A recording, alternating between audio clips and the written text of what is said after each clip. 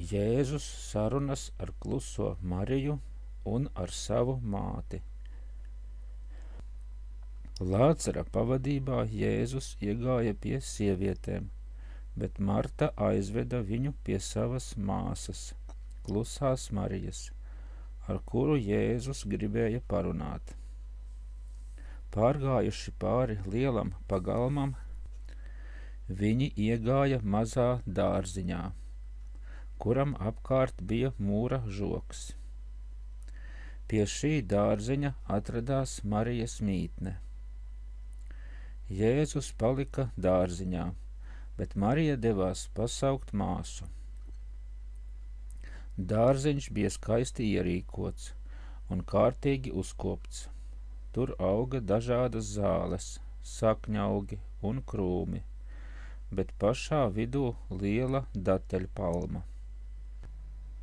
Bija arī aka, tā aizņēma lielu platību, un tai vidū bija ierīkots akmens sols. Uz sola varēja nokļūt pa platu dēļu laipu. Te klusā Marija mīlēja sēdēt zem pajumtes, kas bija ierīkota virs akas. Marta iegāja pie māsas un pateica, ka dārziņā viņu kaut kas gaida. Marija paklausīgi piecēlās, aizsedza seju un iegāja dārziņā, bet Marta kaut kur aizgāja. Marija bija skaista, slaida jaunava, apmēram 30 gadus veca.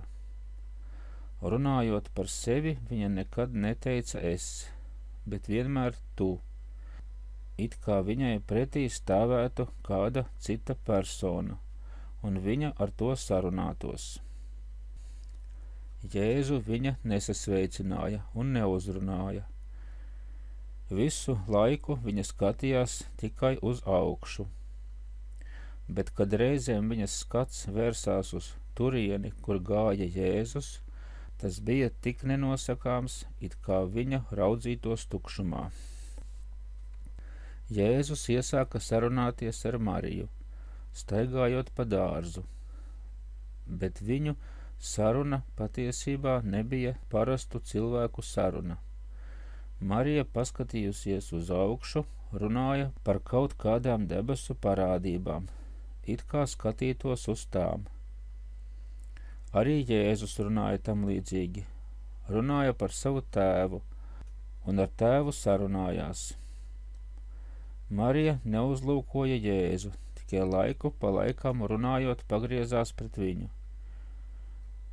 Viņu savstarpējā saruna drīzāk bija lūgšana, apdomāšanas vai noslēpumu izskaidrošana, bet ne saruna.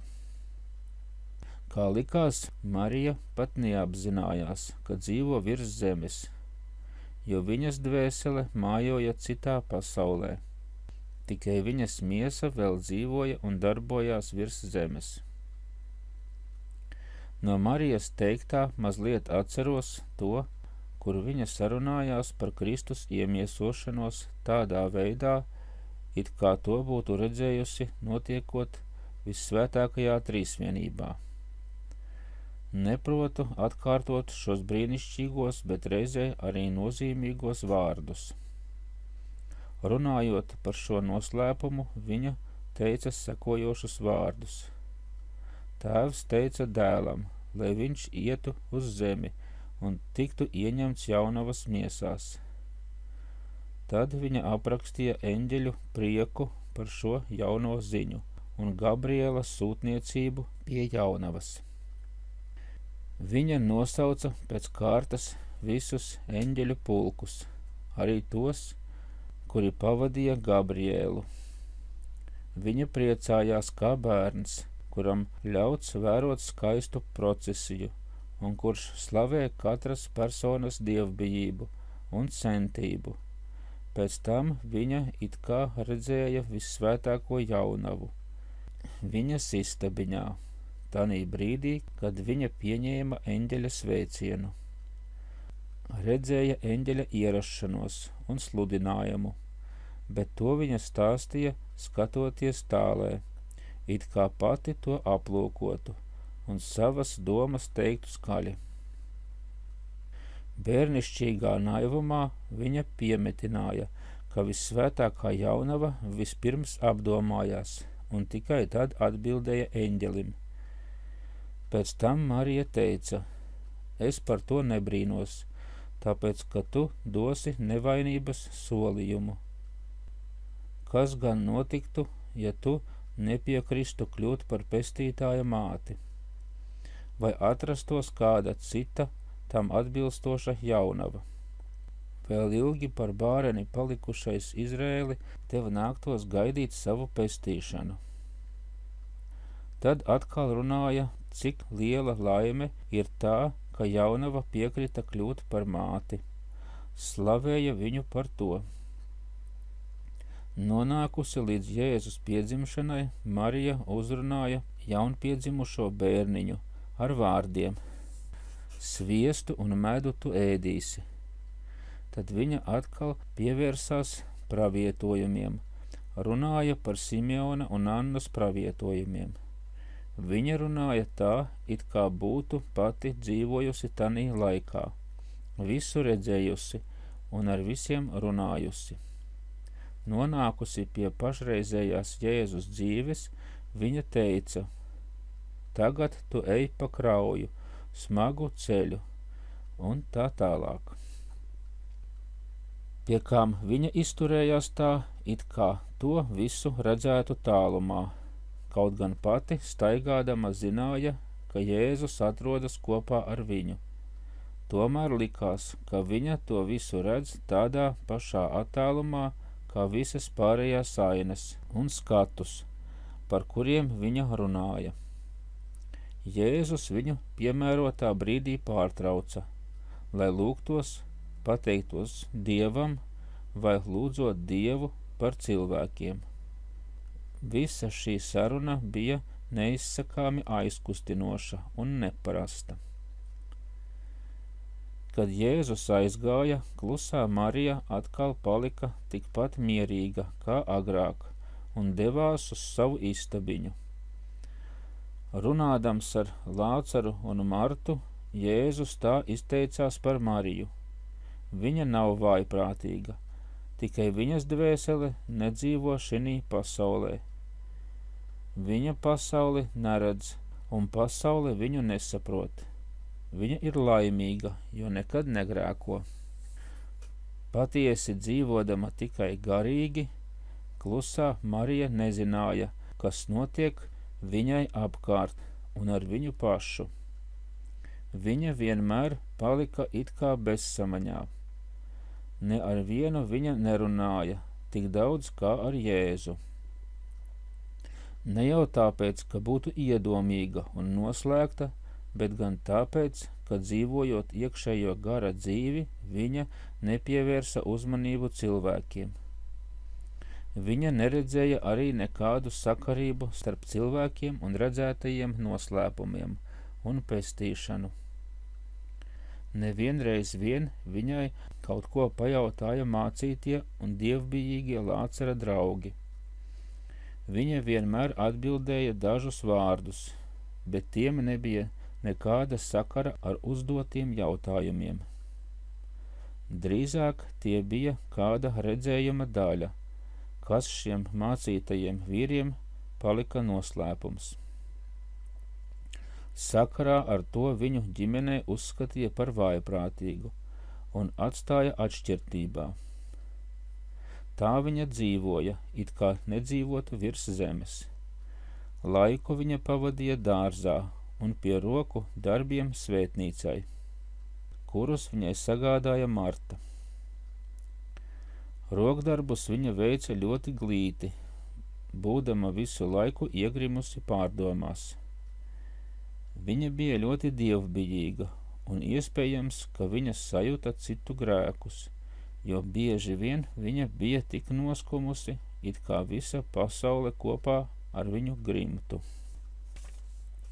Ēda viņa ļoti maz, un tikai atsevišķi viena pati.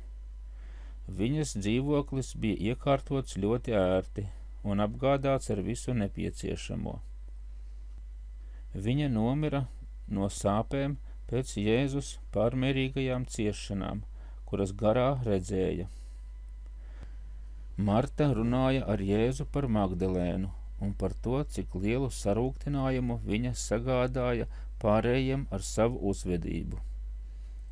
Jēzus iepriecināja Martu, teikdams, ka Magdalēna pilnīgi labosies, ja tikai viņa nepārtraukti lūgsies par viņu un novērsīs viņu no ļauna. Ap 1:30 ieradās Vissvētākā jaunava kopā ar Mariju Husu, Levu, Mariju Salomi un Mariju Kleofu. Viens no vīriešiem, kas viņas pavadīja, atsteidzās pirmais un paziņoja par viņu ierašanos. Tāpēc Marta, Serafija, Marija, Marka un Suzanna sagatavoja visu viešņu uzņemšanai, tanī pašā telpā, kur Lācars uzņēma Jēzu. Pēc sasveicināšanās atnācējām nomazgāja kājas. Svētās sievietes uzģērba tīrus tērpus, apsēja jostas un uzlika tīras galvas segas. Tērpi bija šūti no baltas, iedzeltenas vai brūnas vilnas drēbes. Pēc tam viņas mazliet ēda un tad devās uz Martas mītni. Tur aizgāja sasveicināties arī Jēzus ar vīriešiem.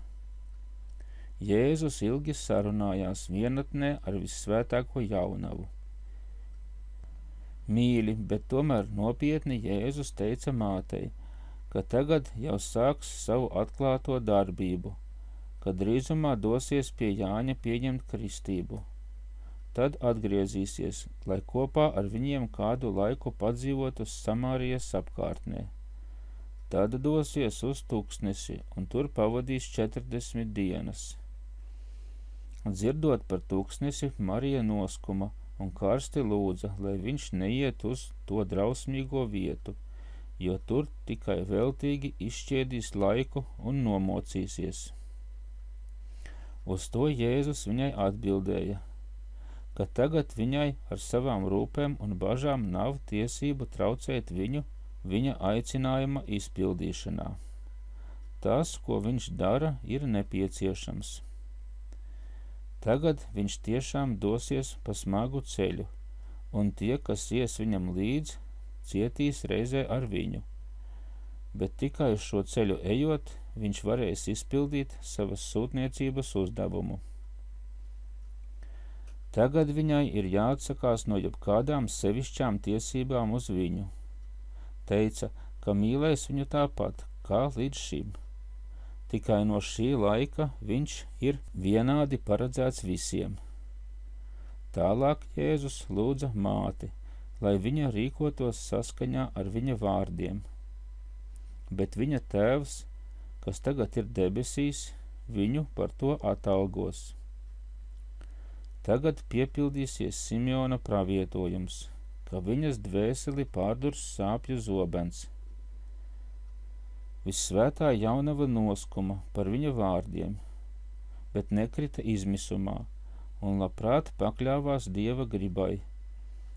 It sevišķi tāpēc, ka Jēzus bija pret viņu tik labs un laipns.